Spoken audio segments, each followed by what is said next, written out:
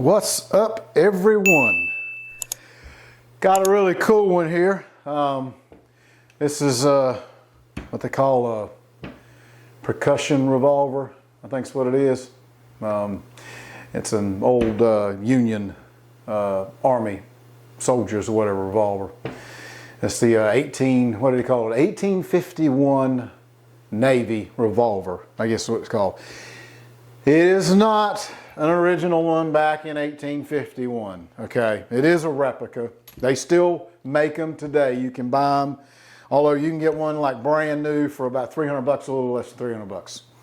You can find some used one around there for around 100 bucks, 150, somewhere around there. They look cool. I mean, they really do. They're very, very interesting and very, very neat. But this one, I mean, this one come with the powder charge, so where you can load it. All right. I know a lot of you guys will correct me a lot on this because I'm probably going to be incorrect on some things, but I'll try to be as best as I can. Here it is right here. It's really, really cool.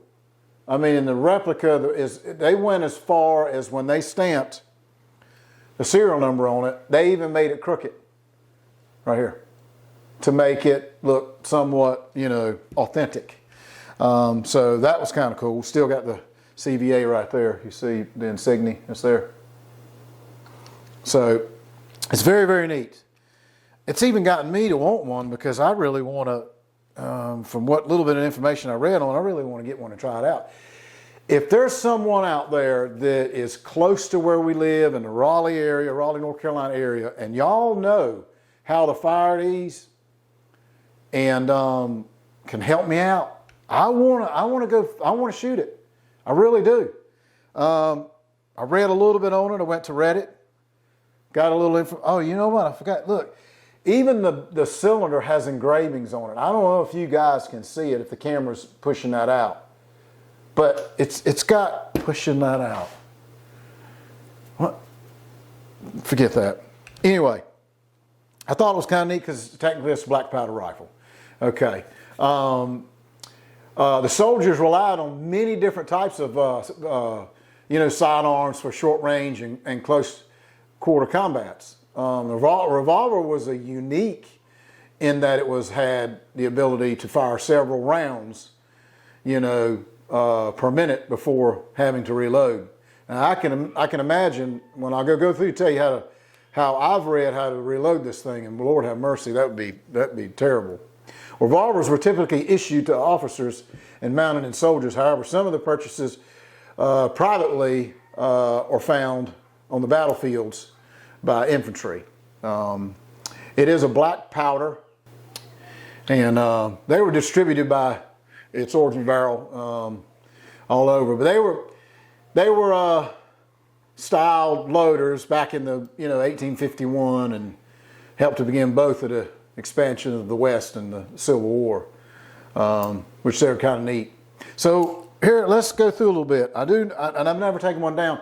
There will be an upcoming video on this if I can find somebody to help me out, and I'm sure I can. I know my nephew, he knows a lot about black powder, so I do know that. This is a 32 caliber. For what I've learned, you do half of what 32 is, which would be 16 is 36 and 6 is 12, and I guess it'd be 12 and a half or whatever, or 13 would be, let's see, 13 would be 26, so no, that wouldn't be it. Anyway, not good on the math, all right? Let me figure this. No, forget it. Okay, so that would be what the powder load would be half of, being this a 36 caliber, then it would be half of that be the powder. So you would have powder charger. So from what I read, you'd put your finger over the top of this and you'd push this lever, which is spring loaded, and you turn it upside down and let the powder drop, and then you release the lever and then pick it up. And now supposedly to charge, the amount of charge you need is in there. So the first thing you would do is you would pour that charge in one of these cylinders, just like that. You would pour that in there, okay?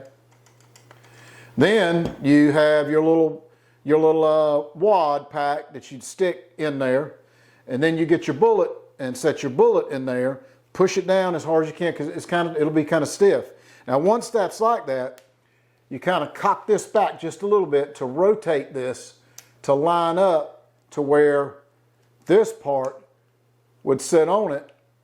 And then what you do is you would press that down in there and then pack the wad in. Or pack the bullet in there, and then you sling this back up.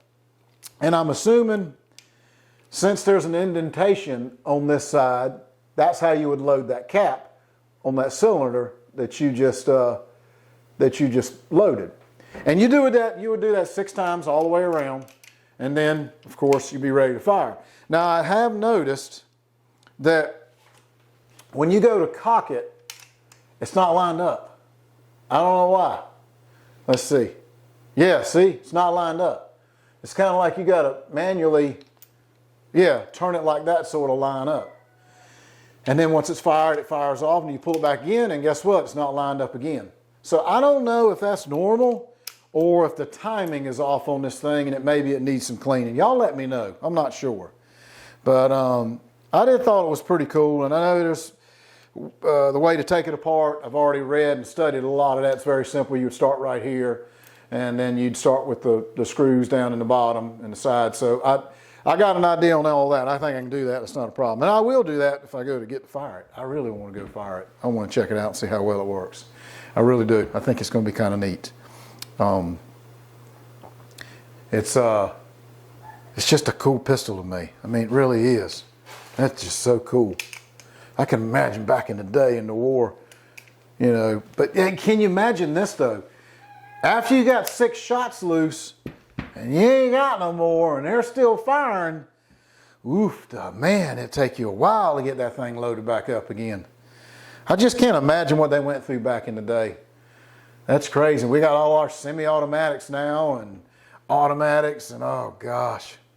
Boy, if you could go back in time with all your up-to-date quality firearms now and go back to then, oh Lord, it'd probably be you take out 100 people before you even get a chance to get shot at. It'd be crazy. Anyway, I think this is pretty cool.